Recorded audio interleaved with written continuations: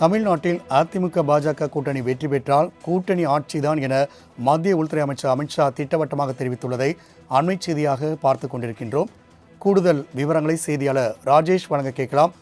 ராஜேஷ், அதிமுக பாஜக கூட்டணி அமைந்தவுடன் அமித்ஷா கூறிய வார்த்தை கூட்டணி ஆட்சி என்பதுதான். தொடர்ச்சியாக அவர் 3வது முறையாக இதனை திட்டவட்டமாக தெரிவித்துள்ளார். இந்நிலையில் அதிமுக சார்பாக கூட்டணி ஆட்சி கிடையாது, எடப்பாடி பழனிசாமி தான் முதலமைச்சர், நாங்கள் பெரும்பான்மை பெற்று வெற்றி பெற்று ஆட்சி அமைப்போம் என கூறி வருகின்றனர். தற்போதைய அமித்ஷாவின் இந்த கூற்று குறித்தான கூடுதல் விவரங்களை பதிவு செய்யலாம். இதற்கு அதிமுக என்ன எதிர்வினை ஆற்றப் போகிறது? ராம்குமார், வணக்கம். தமிழ்நாட்டில் வென்றால் ஆட்சியில் பாஜக நிச்சயமாக பங்கு பெறும் என தனியார் ஆங்கில நாளிதழ் ஒன்றுக்கு மத்திய உள்துறை அமைச்சர் அமித்ஷா கொடுத்திருக்கக்கூடிய பேட்டி என்பது அரசியல் வட்டாரத்தில் பெரும் பரபரப்பை ஏற்படுத்தியிருக்கிறது. 3வது முறையாக இந்த கூட்டணி ஆட்சியில் பங்கு என்பதை அமித்ஷா அவர்கள் உறுதியாக தெரிவித்திருக்கிறார். 2026 சட்டமன்ற தேர்தலை முன்னிட்டு அதிமுக பாஜக கூட்டணி என்பது கடந்த சில மாதங்களுக்கு முன்பாக உறுதி செய்யப்பட்டு தற்பொழுது அதற்கான பிரச்சார வியூகங்கள் எல்லாம் முன்னெடுக்கப்பட்டிருக்கிறது. அதே நேரத்தில் அதிமுகவின் பொதுச் செயலாளராக இருக்கக்கூடிய எடப்பாடி பழனிசாமி பல்வேறு சுற்றுப்பயணங்களை மேற்கொண்டிருக்கிறார். கோவையை தொடர்ந்து விழுப்புரம் உள்ளிட்ட பல்வேறு மாவட்டங்களில் அவர் தொடர்ச்சியாக சுற்றுப்பயணத்தை மேற்கொண்டிருக்கிறார். அந்த சுற்றுப்பயணத்தில் கூட பாஜகவினுடைய முக்கிய தலைவர்கள் நயினார் நாகேந்திரன், மத்திய அமைச்சர் இணை அமைச்சர் எல் முருகன் உள்ளிட்டோர்லாம் பங்கேற்றிருந்தார்கள். இந்த நிலையில்தான் அதிமுகவை பொறுத்த வரைக்குமே அதிக இடங்களில் வெற்றி பெற்று நாங்கள் பெரும்பான்மையோடு ஆட்சி அமைப்போம் என்று அவர்கள் தெரிவித்திருக்கிறார்கள். அதே நேரத்தில் மத்திய உள்துறை அமைச்சராக இருக்கக்கூடிய அமித்ஷா, நாங்கள் இந்த சட்டமன்ற தேர்தலை பொறுத்த வரைக்கும் நாங்கள் அதிமுக கூட்டணியில் இருக்கிறோம், கூட்டணியில் வெற்றி பெற்று நிச்சயமாக கூட்டணி ஆட்சிதான் அமையும் என்று அமித்ஷா அவர்கள் தெரிவித்து வருகிறார்.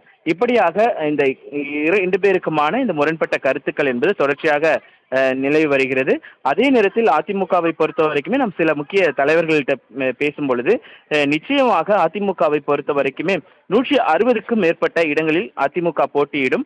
அதில் 130க்கும் மேற்பட்ட இடங்களில் 140க்கும் மேற்பட்ட இடங்களில் வெற்றி பெற்று நிச்சயமாக ஆட்சி அமைப்பதற்கான அறுதி பெரும்பான்மையோடு நாங்கள் ஆட்சி அமைப்போம். அதனால் இந்த கருத்தை நாங்கள் பெரிதுபடுத்த போவது கிடையாது என்று அவர்கள் தெரிவித்திருக்கிறார்கள். அதே நேரத்தில் பாஜகவை பொறுத்த வரைக்குமே நாங்கள் அதிமுகவிடம் இரட்டை இலக்கங்களில், அதாவது 70 தொகுதிக்கு மேலாக நாங்கள் பெறுவோம், அதில் நிச்சயமாக 60 தொகுதிகளில் நாங்கள் வெற்றி பெறுவோம். அப்பொழுது ஒரு கூட்டணி ஆட்சி தான் அமைப்பதற்கான வாய்ப்புகள் இருக்கிறது.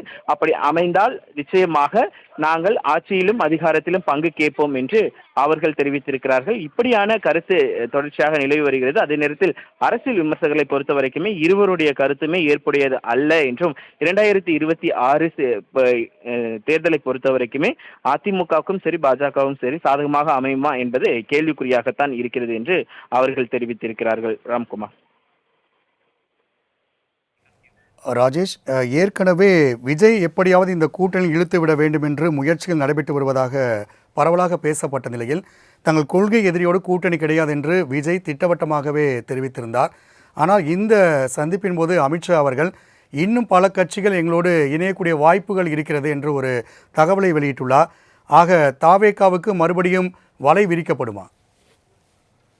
நிச்சயமாக அவர்கள் பாஜகவை பொறுத்த வரைக்குமே திமுக எதிர்ப்பு என்பது நிலையான ஒன்றாக அவர்கள் பார்க்கிறார்கள். அப்படி பார்க்கும் பொழுது திமுகவை எதிர்க்கக்கூடிய கட்சிகள் அனைத்தும் ஓரணியில் திரட்டக்கூடிய வேலைகளில் அவர்கள் இருக்கிறார்கள். அதே நேரத்தில் தமிழக வெற்றி கழகத்தை பொறுத்த வரைக்குமே கடந்த சில நாட்களுக்கு முன்பாக நடந்த அந்த செயற்குழு கூட்டத்தில் அவர்கள் தங்களுடைய நிலைப்பாட்டை தெரிவித்திருக்கிறார்கள். அதாவது எந்த காலத்திலும் நாங்கள் பாஜகவுடன் நேரடியாகவோ அல்லது மறைமுகமாகவோ கூட்டணி என்பது கிடையாது, அவர்கள் எங்களுடைய கொள்கை எதிரி என்பதில் அவர்கள் அந்த நிலைப்பாட்டில் அவர்கள் உறுதியாக இருக்கக்கூடிய அந்த சூழ்நிலையில் நிச்சயமாக தமிழக வெற்றி கழகம் பாஜகவோடு இணைந்து இந்த 2026 தேர்தலை சந்திக்குமா என்பது கேள்விக்குறிதான். அதே நேரத்தில் அமித்ஷாவை பொறுத்த வரைக்குமே தேமுதிக, பாமக உள்ளிட்ட கட்சிகள் இந்த கூட்டணியில் வந்து இணைவார்கள் என்பதை அவர் சமிக்கையாக தெரிவித்திருக்கிறார் என்றுதான் நாம் எடுத்துக்கொள்ள வேண்டும். ராம்குமார். ஏற்கனவே அமித்ஷா சென்னைக்கு வருகை தர இருப்பதாக தெரிவிக்கப்பட்ட நிலையில் பாமகவோடு ஒரு சரியான சூழல் அந்த கட்சியில் இல்லை என்பதால் அவருடைய பயணம் ரத்து செய்யப்பட்டதாக தெரிவிக்கப்பட்டது. இந்நிலையில் பாமக சார்பாக யாரேனும் பேசுவதற்கு அமித்ஷா நியமித்துள்ளாரா? யாரும் கட்சி அந்த பாஜகவை சேர்ந்தவர்கள் பாமகவை சேர்ந்த சந்திப்புக்கான வாய்ப்புகள் இருக்குமா? ராம்குமார், பாமகவை பொறுத்த வரைக்குமே அவர்களுடைய உட்கட்சி மோதல் என்பது நாளுக்கு நாள் தீவிரம் அடைந்து வருகிறது. பாமக யாரிடத்தில் இருக்கிறது என்பது ஒரு கேள்விக்குறியாக இருக்கக்கூடிய இந்த சூழ்நிலையில் பாஜக அந்த பேச்சுவார்த்தையை முன்னெடுப்பதற்கான வாய்ப்புகள் கிடையாது. பாமகவை பொறுத்த வரைக்குமே அடுத்தடுத்து நிகழப்போல மாற்றங்கள் இருக்கிறது என அவர்கள் தேர்தல் ஆணையத்தை நாடி இருக்கிறார்கள்.